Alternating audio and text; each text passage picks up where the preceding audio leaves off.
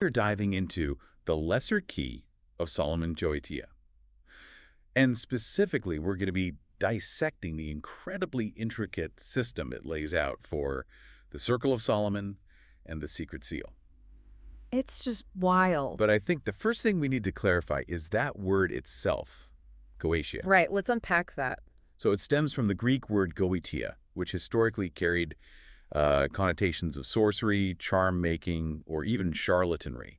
Like lower magic. Exactly. Lower magic as opposed to high divine communion.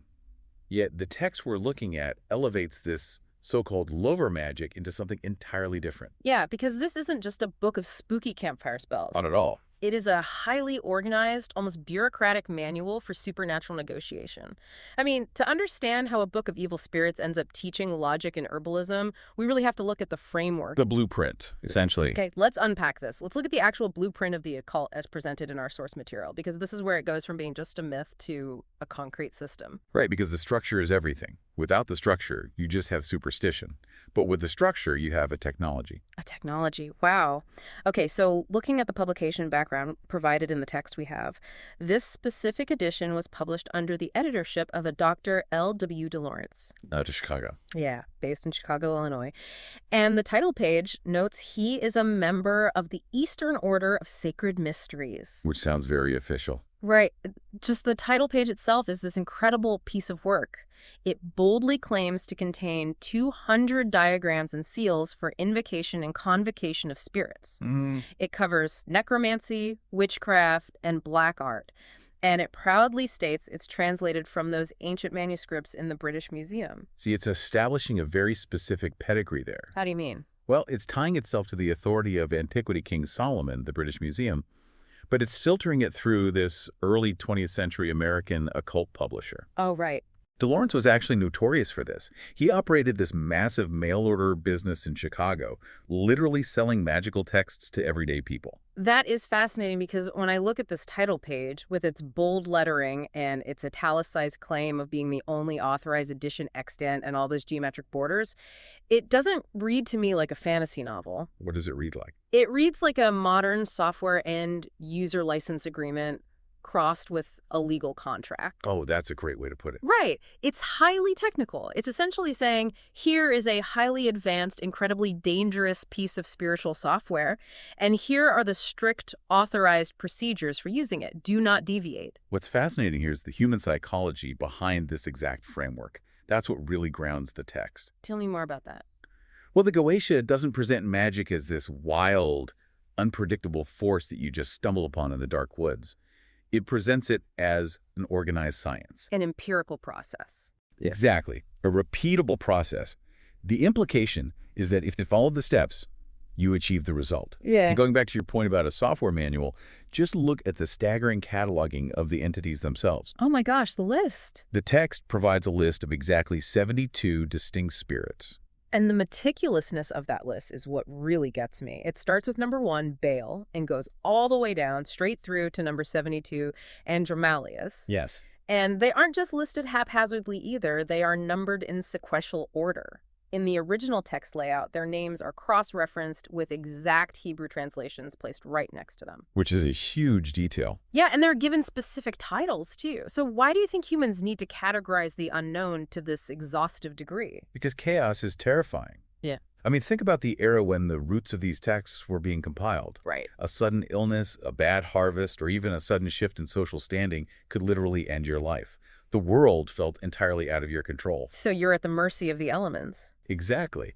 So by putting these so-called evil spirits, which really just represent the unpredictable forces of nature, luck, and the human psyche, into a numbered spreadsheet, essentially. Yeah. The author of this text is attempting to exert control over them. It completely demystifies it. It's like saying, Demon number 32, please report to the principal's office. Yeah, exactly. If you can name a thing, if you can number it and translate it into a sacred foundational language like Hebrew, you are no longer a passive victim of that invisible force. You're managing it. You're a manager. You have filed it in a cabinet. You've placed bounds on the infinite. But, that raises a massive logistical question for the person who is actually holding this manual. Right. If this book is a manual for supernatural software, how exactly does the user log in safely?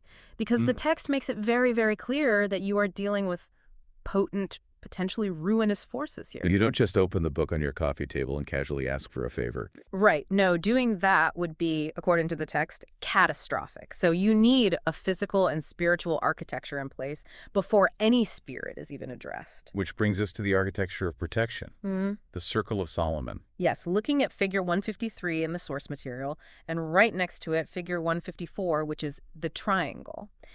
Let me paint a picture of this for you, the listener, because it is overwhelmingly dense. It really is visually intense. The circle isn't just like a quick chalk line you draw on the floor. It is a massive concentric ring filled with data. Endless data. The outer boundary is lined with this coiled, continuous Hebrew lettering. Inside the rings, you have these large geometric stars, hexagrams, or stars of David anchoring the four corners. And then you have these massive, imposing words written around the perimeter. Tetragrammaton wrapping around one side, primaton on another, canafaxiton. These are the names of power, the ultimate structural supports of the universe in this cosmological view. And inside the circle itself, the cardinal directions are clearly marked: east, south, west, north. Woven into the geometric shapes in the very center, you find the words alpha and omega, and right in the dead center, the word master. And that word master designates the exact physical footprint of the practitioner. It is the locus of control. But here's where I want to push back a little. Why so much geometry? Why all this specific typography? What do you mean? Well, a lot of pop culture paints magic as this flowing, mystical, intuitive thing, just feeling the energy of the universe. So sure, the New Age approach. Right. But I'm looking at this diagram, and it doesn't look mystical at all. It looks like an engineering schematic, or, better yet, a spiritual hazmat suit. A hazmat suit. Yeah. You wouldn't handle radioactive material without a lead-lined containment unit, right? You wouldn't step into a nuclear reactor in your pajamas. I certainly hope not. This text is arguing that you don't summon a goetic spirit without constructing the circle exactly as it is drawn. It is protective gear. The hazmat suit is actually the perfect analogy because it explains the mechanism of how this was believed to work. The circle represents divine authority and absolute safety. Okay. It is a microcosm of a perfectly ordered universe. Those words you mentioned, tetragrammaton, primaton, and anafaxiton, these aren't just random spooky incantations. It actually means something structurally. Exactly. In the context of this tradition, they're invocations of supreme, unadulterated divine power. The tetragrammaton, for instance, is the ineffable four-letter name of God. Wait, let me challenge that idea of absolute safety for a second, though. Go ahead. If you look at the sheer density of this circle, the endless Hebrew letters, the nested shapes, it implies a severe paranoia to me. Paranoia. Yeah. Did practitioners actually believe they were untouchable in there? Because to me, it reads like someone putting 5 deadbolts on a door. You don't put 5 deadbolts on a door if you think the neighborhood is absolutely safe. That's a very fair point. So what happens if this hazmat suit fails? Well, that is the terror inherent in the system.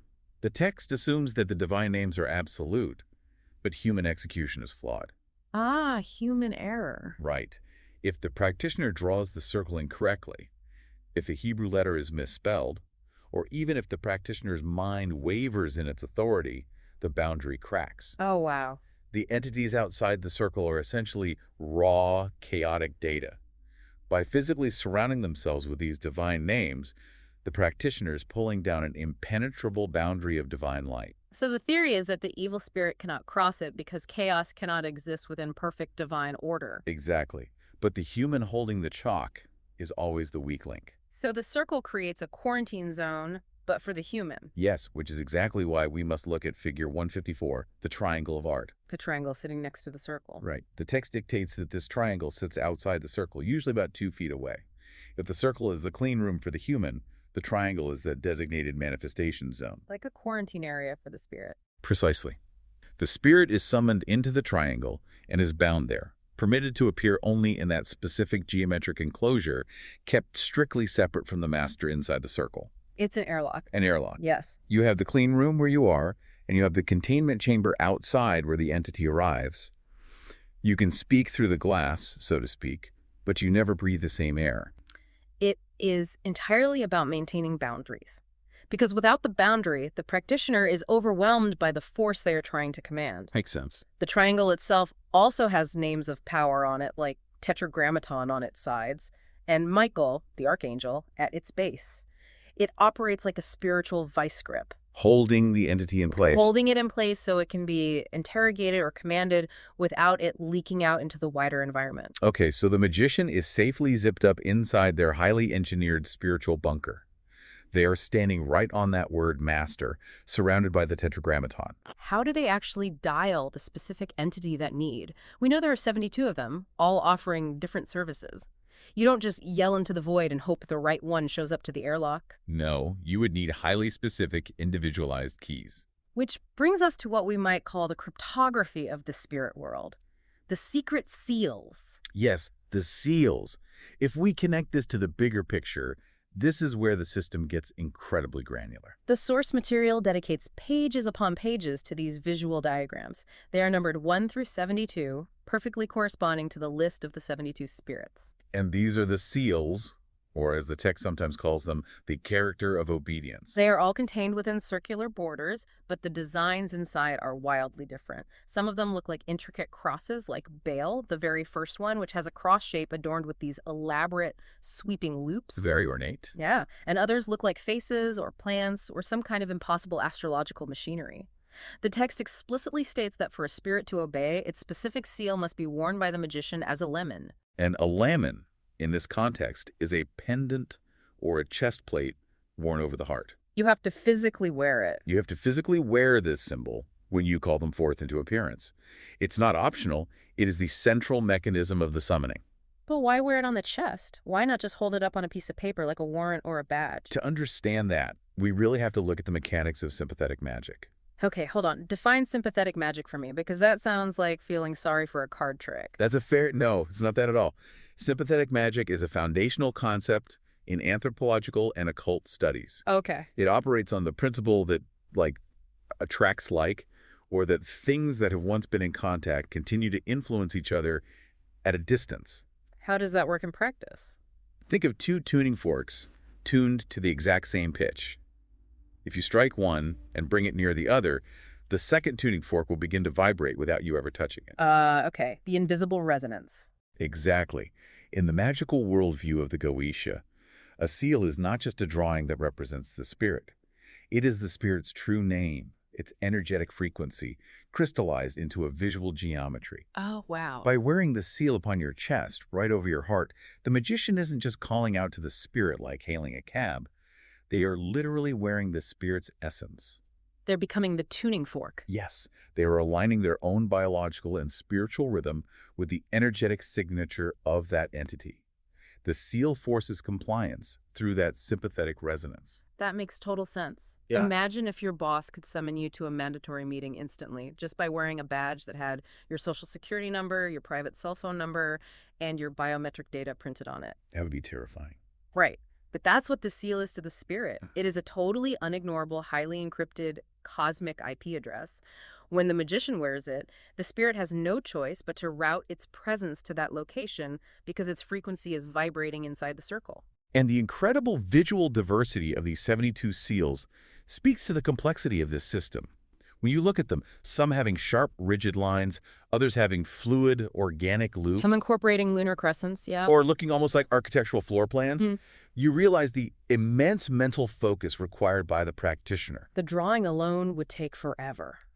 Think about what it must have been like for ancient or medieval practitioners to painstakingly draw these exact diagrams by candlelight onto parchment or etched into metal. Sweating over every line. Exactly. Because they firmly believe that a single wrong line, a loop drawn too small, or a cross placed off-center could result in a failed summoning. It's like writing code. If you miss one semicolon in 1,000 lines of code, the entire program crashes. Right. If you draw the seal of Paimon and mess up the intricate little curly shapes on the left side, you don't get the spirit of arts and sciences. What do you get? A localized spiritual disaster, an empty triangle. Or worse, a dangerous one, where the spirit arrives but isn't bound by the distorted contract. The precision required demands a highly disciplined mind. So it weeds people out. It filters out the casual dabblers, yes. Yeah. You cannot use the Goetia impulsively. The sheer amount of preparatory drafting required, procuring the materials, drafting the seal flawlessly, studying the geometric alignments, ensures that by the time you actually step into the circle, your intention is entirely obsessively focused. Okay, so we have the safe room, the circle, and we have the precise phone numbers or biometric keys, the seals. Mm-hmm. But who exactly is on the other end of the line? What happens when the connection is made? That's where it gets really interesting. Let's look at the entities themselves, because this is where the source material reads less like a grimoire and more like a bizarre, fascinating corporate directory. It is quite the cast of characters, and they reveal so much about the people who wrote this text. I want to step away from just reading down the list and instead frame this around the reality of someone using this book. Sure, put us in their shoes. Imagine you are a practitioner in the Renaissance, or even a wealthy Victorian occultist using de Lawrence's edition. You aren't summoning demons for the fun of it. You are summoning them to solve very specific, desperate human problems. Real-world issues. Yeah. Let's look at 4 specific spirits from the text, Paimon, Bu-Er, Guzan, and Sitri, and how they operate as case studies in supernatural problem solving. Let's start with the political sphere, because so much of historical life depended on patronage and social standing. Exactly. Say you are in the middle of a massive social crisis. You've offended a duke, your friendships are falling apart, you have no idea what your rivals are planning next, and your reputation is in ruins. A nightmare scenario for a courtier. You don't need a demon of war to solve this. You need a diplomat. You need a fixer. Right. So you look through the Goish and you find number 11, Guzan. Guzan is categorized as a great duke, and the text says he appears like a Xenopolis. Which is an incredibly strange word. What does that even mean? Its origins are debated. Some think it refers to a strange alien dog, or perhaps a cynocephalus, a dog-headed creature. Oh, weird. Yeah, the vagueness of the description just adds to the unsettling nature of the manifestation. Right. So you're in your circle, you've drawn a seal, and this bizarre, unearthly creature manifests in the triangle. But his powers are entirely social and temporal. Gozhan tells all things, past, present, and to come. He shows the meaning and resolution of all questions.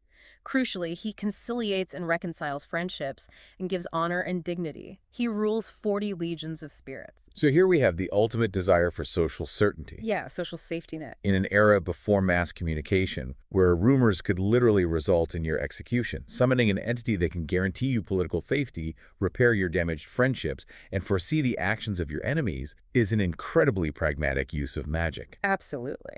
If you think about the hierarchy, Gozhan is a duke. He operates in the realm of nobility and social maneuvering. But let's say the stress of this political maneuvering destroys your health.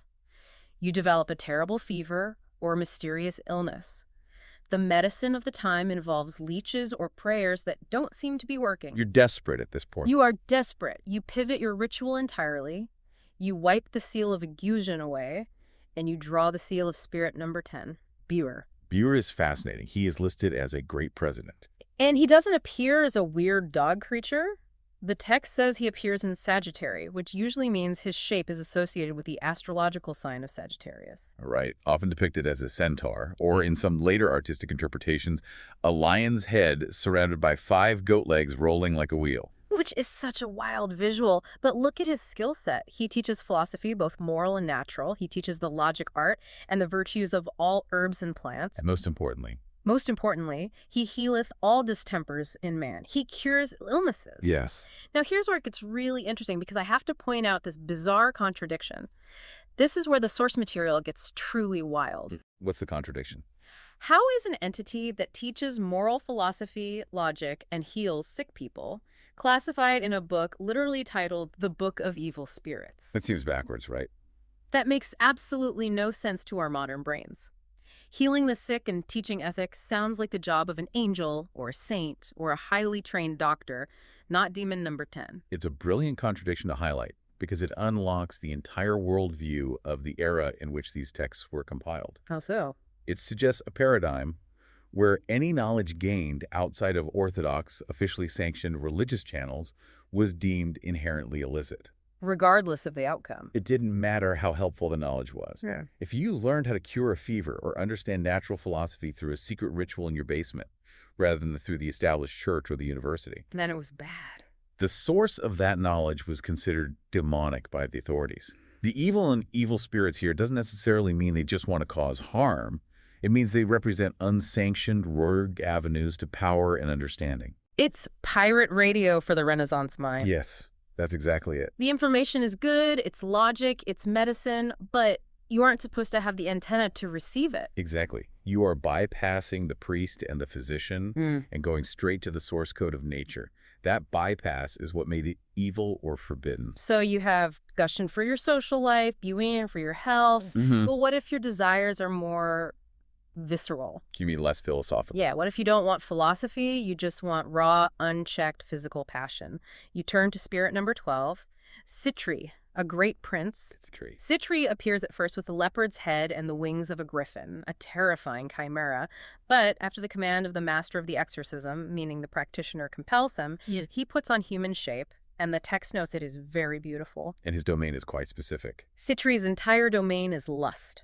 He inflameth men with women's love, and women with men's love. He causes them to show themselves naked if desired. He governs 60 legions. Citri represents the absolute stripping away of societal convention. Yeah. It's the primal Eid codified into a ritual. And finally, what if you aren't concerned with court politics, or physical health, or lust? What if you are driven by the ultimate intellectual hunger? You want to know how the universe actually works? You go to the top. You call number 9, Paimon. Paimon is a great king, and the text notes he is very obedient unto Lucifer. Which is a heavy distinction. When he manifests, he appears in the form of a man sitting upon a dromedary, a camel wearing a glorious crown. But he doesn't just show up alone. He brings a royal procession. It's quite a spectacle. The text says there goes before him an entire host of spirits, appearing like men with trumpets and well-sounding cymbals. It's a sensory overload for the practitioner. He roars at his first coming, speaking in a way the magician cannot understand unless they compel him to speak clearly. And what does this roaring, camel-riding king do? This spirit can teach all arts and sciences and other secret things. He can discover for you what the earth is, and what holdeth it up in the waters, and what mind is, and where it is. That's incredibly profound. He commands 200 legions of spirits. Because he is a king, if you call Paimon alone, you must make him some offering, and he will be attended by 2 subordinate kings named Libal and Abalam. We run the entire gamut of the human condition in just these 4 entries. You really do. From navigating a diplomatic crisis at court, to healing a physical ailment, to base physical lust, to understanding the fundamental nature of the earth and the concept of mind itself. It's all in there. The spirits are simply mirrors reflecting human needs and desires. Furthermore, look at the intricate political hierarchy layered onto them. Yeah, kings, presidents, dukes, princes. They govern specific numbers of legions. Paimon has 200, Abelware has 50, Gujin 40, Citri 60. They require offerings suitable to their rank. They have subordinate spirits attending them. It's an entire ecosystem. This isn't a chaotic horde of monsters. It is a dark mirror of the mortal feudal systems of the era. The universe is imagined as a vast, complex bureaucracy. And just like navigating a human court, you need to know who has the authority over what department, and you need to observe the correct protocols when you file your request. Exactly. Right. You don't ask the Duke of Social Climbing to cure your cough, and you don't ask the President of Healing to make someone fall in love with you. You have to route the ticket to the correct department. You have to know the org chart. Exactly.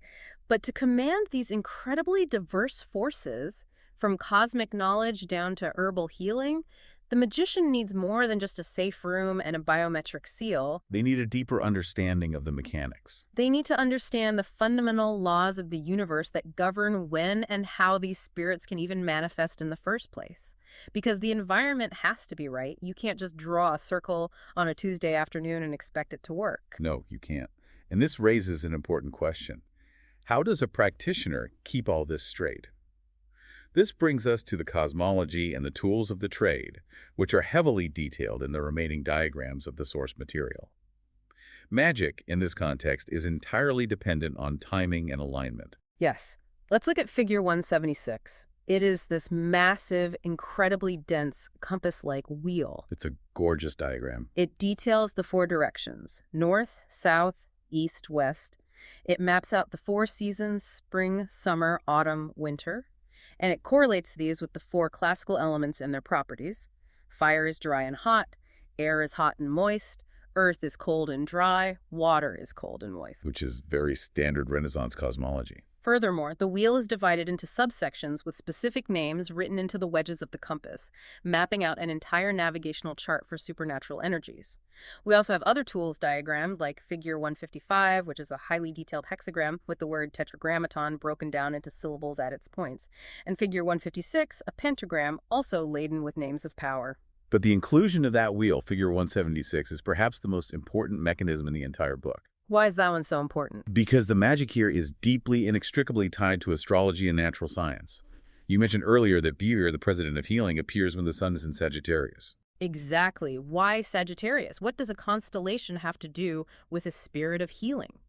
To understand that, we have to look at the Renaissance concept of the macrocosm and the microcosm. Okay, break down those terms for us.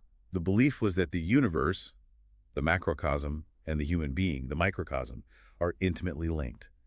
Everything that happens in the stars has a direct physical ripple effect on the Earth. Like invisible strings connecting everything. Exactly. The planets and zodiac signs were believed to literally emanate specific qualities, heat, cold, moisture, dryness, that influence the physical world. Oh, I see. Sagittarius is a fire sign associated with expansiveness, philosophy, and higher learning, which aligns perfectly with Beer's dominion over moral philosophy and logic. So it's not just arbitrary timing. The text is claiming that Beer physically cannot manifest optimally unless the cosmic weather is right. Precisely. The ambient energy of the universe has to match the specific frequency of the spirit. You are bound by the literal rotation of the Earth around the sun. The wheel in figure 176 shows that this system of magic requires aligning oneself with the seasons, the elements, and planetary movements. It is a holistic ecosystem. Wow. You aren't just commanding a spirit in a vacuum. You are inserting yourself into the grand clockwork mechanism of the cosmos and pulling a specific lever at the exact right moment when the gears align. Okay, so let's follow this through. Let's do it. You wait for the sun to enter Sagittarius. You draw the circle of Solomon. You draw the triangle of art. You craft the secret seal of Burer. You step into the circle. You vibrate the names of power. You hold up the lemon, and the spirit appears in the triangle. You make your demand cure this fever. And if you manage to pull that cosmic lever, what do you do with the energy you catch? Because there is one more vital piece of equipment in these diagrams. Figure 158, the brass vessel. Ah, the brass vessel. This is deeply tied to the foundational mythos of the entire tradition. It looks like a beautifully curved urn or a large jar with a lid, and its exterior is absolutely covered in Hebrew text. The rim, the belly of the vessel, the base, it's all inscribed with what look to be binding words and seals. According to the mythological backstory of this system, King Solomon allegedly bound all 72 of these spirits into a vessel of brass. All 72 of them. Yes, Oh. sealed it with divine names and cast it into a deep lake or sea, specifically a lake in Babylon, to protect his kingdom. Okay, so how did they get out? Well, the Babylonians later found it, broke it open thinking it contained treasure, and released the spirits back into the world. Classic mistake. So the brass vessel in figure 158 is a recreation of that original mythical containment unit. Correct. Based on the text detailing how spirits like Paimon can bind any man subject to the magician, we can extrapolate that this vessel is the ultimate physical vault for the practitioner. If the circle is the shield and the lamon the seal is the leash, the brass vessel is the vault. Yes.